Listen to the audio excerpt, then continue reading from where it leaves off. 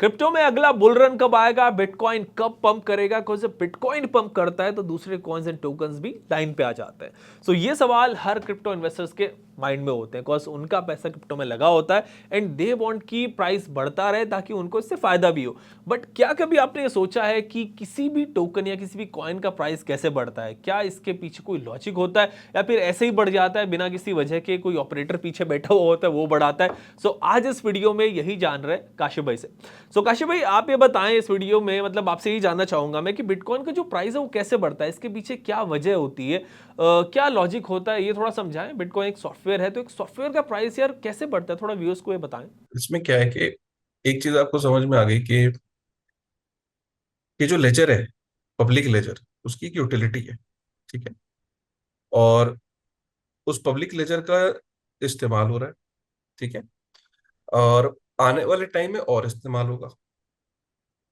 अब उस public laser को अगर आपको एक्सेस चाहिए, ठीक है, तो उस पब्लिक लेजर को आप एक्सेस किस चीज से कर सकते हो? आप उस पब्लिक लेजर के का अगर आपको इस्तेमाल करना है, आपको उसके अंदर अगर बिटकॉइन को बाय करना है या बिटकॉइन को कहीं भेजना है, कहीं ट्रांसफर करना है, राइट, तो आपको उस पब्लिक लेजर को एक्सेस करने के लिए बिटकॉइन चाहिए।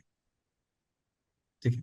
अगर आप चाहते हो कि मुझे सपोज मैं आज इंडिया में बैठा हूँ या कल को मुझे कहीं बिटकॉइन को ट्रांसफर करना है, वो भी किसी बिना किसी, क्योंकि बिटकॉइन के लेजर में जो इंटरमीडियरी भी कोई नहीं होता। मतलब ऐसा नहीं है कि वहां पे कोई सेंट्रल एंटिटी बैठी है जो आपके खाते को डेबिट कर रही है, क्रेडिट कर रही है। तो क्योंकि पब्लिक उसमें है और वहाँ पब्लिक के कंट्रोल में है, वो लेजर पब्लिक उसे मेंटेन कर रही है, तो उस लेजर को एक्सेस करने के लिए आपको बिटकॉइन की जरूरत है। तो बिटकॉइन की डिमांड जो है वो दिन प्रतिदिन बढ़ रही है। ठीक है। अब जो बिटकॉइन की प्राइस कैसे निर्धारित हो रही होती है, वो आपका जो सवाल है उस पे आता है। जैसे कि आप गोल्ड की माइनिंग होती है, पहले मैं गोल्ड पे चलता हूँ। गोल्ड को जब कोई माइनर माइन करता है, तो मैं आप मुझसे ये पूछ सकते हो कि गोल्ड की प्राइस कैसे निर्धारित होती है।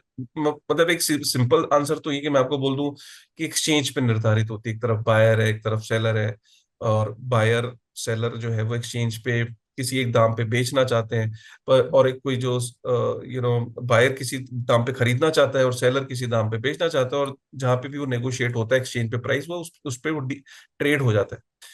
लेकिन अगर आप इसको जेनेसिस पे चले, ओरिजिनल जहां से माइन होता है, चाहे सपोज गोल्ड माइन होता है, गोल्ड को माइन करने के लिए जो वहां पे खदान पे एक आदमी लेबर लेके जाता होगा, कुल्हाड़ी लेके जाता होगा, या तरह तरह की मॉडर्न टेक्निक्स लेके जाता होगा, और जब वो गोल्ड को निकालने लगता होगा तो उसका एक खर्चा आता होगा। अब कोई भी माइनर जब उस खर्चे को देखता होगा तो एक कैलकुलेट करता होगा कि मेरा सपोज 1 किलो गोल्ड निकालने पे मेरा सपोज 10 लाख का खर्चा है। सपोज मैं एक एग्जांपल ले रहा हूँ। तो जब उसका खर्चा 10 लाख का है, तो वो वही जानता है कि मैंने ये गोल्ड को 10 लाख रुपए के खर्चे पे 1 किलो गोल्ड माइन किया। अब मैं इस मार्केट में इसको 10 लाख से नीचे तो नहीं बेचूंगा। तो वो जाके मार्केट में बोली लगाता है कि भाई कोई खरीदार है 11 लाख पे, 12 लाख पे। अब कोई कहता है साहब 12 पे तो नहीं, मैं 11 पे तैयार हूं। तो 11 पे जैसी डील कंक्लूड हुई तो उसने अपनी कॉस्ट भी रिकवर करी और उसने अपना मार्जिन भी रिकवर किया। तो सिमिलरली देखिए, यही खूबसूरती है ये यहाँ पे समझ गए।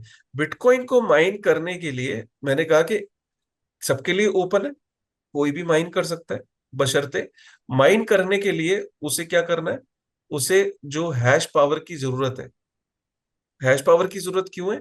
क्योंकि उसे सब लोग माइन करने पे लगे हुए हैं। ठीक है, तो कंपटीशन है।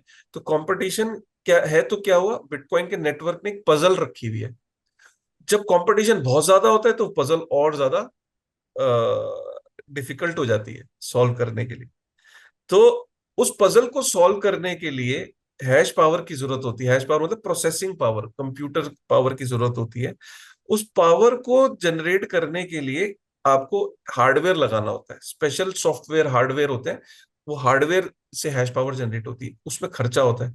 तो जब माइनर ने इतना खर्चा करने के बाद जब बिटकॉइन को माइन करा, अब बिटकॉइन जब उसके पास आया, अब वो मार्केट के अंदर जब वो उसको अपने खर्चे निकालने के लिए, क्योंकि बिटकॉइन खर्चे तो यूएसडी में हो रहे हैं, उसको एम्प्लॉयज को भी देना है, उसने फैक्ट्री वाले को भी देना है, उसने इलेक्ट्रिसिटी का बिल जमा करना है, 50 खर्चे होते हैं माइनर के। अब उसको खर्चे पूरे करने के लिए वो उसको बिटकॉइन को मार्केट में जब वो सेल करने जाता है तो वो सेल कितने में करेगा, जितनी उसकी कॉस्ट है वो उसको रिकवर करने की कोशिश करता है प्लस मार्जिन।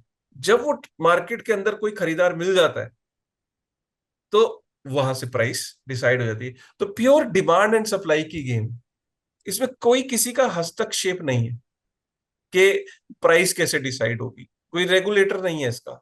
इसका प्राइस मार्केट की डायनामिक्स डिसाइड करती है। आप समझ रहे हैं, क्लियर होगी बात?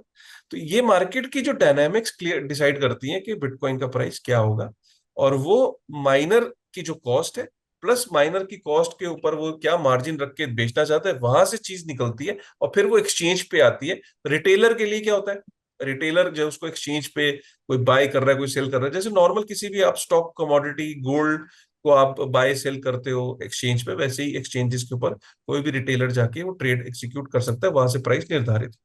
काशिफ भाई, आपने कहा कि बिटकॉइन का price pure supply and demand पे चलता है, बट अभी हमने देखा कि जब स्टॉक मार्केट गिरती है, इन्फ्लेशन की बात होती है, रिसेशन की बात होती है, तो बिटकॉइन का जो प्राइस है वो गिर जाते हैं। सो फिर कैसे सप्लाई एंड डिमांड पे हुआ है? तो स्टॉक मार्केट वगैरह इन सब चीज़ों पे डिपेंड कर रहा है। हाईली कोरिलेटेड है। ठीक है, अल्टीमेटली इसके अंदर प्लेयर्स तो अभी रिटेल तो ज्यादा है नहीं। रिटेल रिटेल का पैसा ज्यादा नहीं, रिटेल इंस्टीट्यूशन से ज्यादा है, लेकिन रिटेलर का जो वॉल्यूम किसी भी गेम में, चाहे वो स्टॉक मार्केट भी हो, मेजर पैसा जो होता है वो इंस्टीट्यूशंस का होता है। और अभी भी जो बिटकॉइन के अंदर काफी पैसा इंस्टीट्यूशंस का ही है, और वही इंस्टीट्यूशंस शेयर मार्केट में भी इन्वेस्टेड होते हैं, स्टॉक मार्केट में भी इन्वेस्टेड होते हैं। उनकी जो स्ट्रैटेजी होती है वो यही होती है कि जब कभी मार्केट में विपरीत स्थिति बनती है तो जो स्पेकुलेटिव एसेट्स होते हैं या जो रिस्की एसेट्स होते हैं उनमें वो पहले एग्जिट करते हैं। तो जब वो एग्जिट स्टॉक से करते हैं और गवर्नमेंट बॉन्ड्स की तरफ जाते हैं या सेफ डिपॉजिट्स की तरफ जाते हैं, तो वो बिटकॉइन से भी एग्जिट करते हैं। तो ये जब प्लेयर वही है, स्ट्रेटेजी वही है, तो इसलिए ये कोरिलेशन अभी बहुत ज्यादा हाई है। लेकिन एक समय आएगा जब रिटेल का सेगमेंट बहुत बड़ा हो जाएगा इसके अंदर, और इंस्टीट्यूशंस भी बहुत ज्यादा हो जाएंगे। जैसे कि आज गोल्ड है, गोल्ड ऑपोजिट चलता है स्टॉक मार्केट है, क्योंकि गोल्ड ने इतने सालों में प्रूव कर दिया, हजारों सालों लगे उसको, इतना टाइम लगा ये प्रूव करने में कि भाई वो परफेक्ट है अगेंस्ट द रिस्क। अभी आपने जो रिसेंट बैंक रन्स वगैरह देखे यूएस के अंदर, तो उसमें आपने देखा कि गोल्ड जो है वो उसने परफॉर्म अच्छा किया।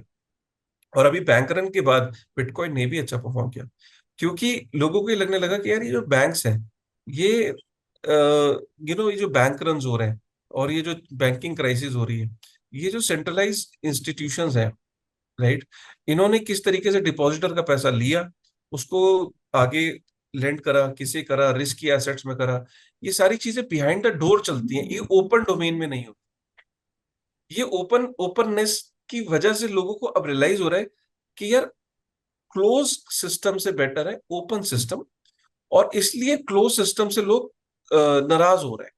एक अंदर एक गुस्सा पल रहा है कि यार ये क्लोज सिस्टम अचानक क्यों पता लगता है कि बैंक कुछ घंटों के अंदर बैंक रन हो गया, ये पहले क्यों नहीं पता था? तो लोग होता क्या है कि लोग सवाल सिस्टम से ही करने लग जाते हैं कि क्लोज सिस्टम क्यों है, ओपन सिस्टम क्यों नहीं है। फिर वो कहते हैं यार ओपन सिस्टम, इसका मतलब जो सतोशी नाकामोटो ने बनाया था, अच्छा यार वो ओपन सिस्टम यही है, इसी वजह से बनाया था। फिर लोग चर्चा करने लगते हैं।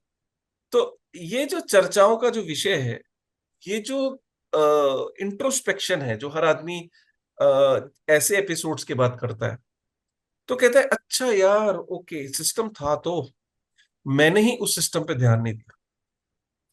कश्मीर तो भाई इस जी जी ये जो परिस्थितियां हैं, ये परिस्थितियां भी जैसे जैसे, मैं ये नहीं कहता कि देखिए बैंकरन जैसी चीजें थमने वाली नहीं, क्योंकि जो सिस्टम के अंदर ही फ्लॉ है, सिस्टम के अंदर फ्लॉ की वजह से जो ये बैंकिंग क्राइसिस है, आज यूएस में कल को यूरोप में, ठीक है, तो ये बैंकिंग क्राइसिस की वजह से लोगों में और ज्यादा अवेयरनेस बढ़ने वाली है।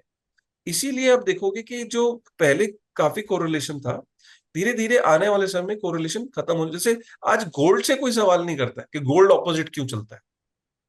आपने मुझसे ये सवाल नहीं पूछा कि गोल्ड क्यों, आपको पता है यार गोल्ड ना सेफ हेवन है, वो ऑपोजिट चलता है। जब परिस्थितियां विपरीत होती हैं तो गोल्ड ने प्रूव किया है कि वो ऑपोजिट चलता है।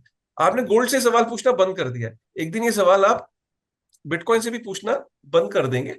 लेकिन वो समय कब आएगा वो I can't tell that, but धीरे धीरे ओपन सिस्टम की वैल्यू, पब्लिक लेजर की वैल्यू लोगों की नजर में बढ़ती चली जा रही है।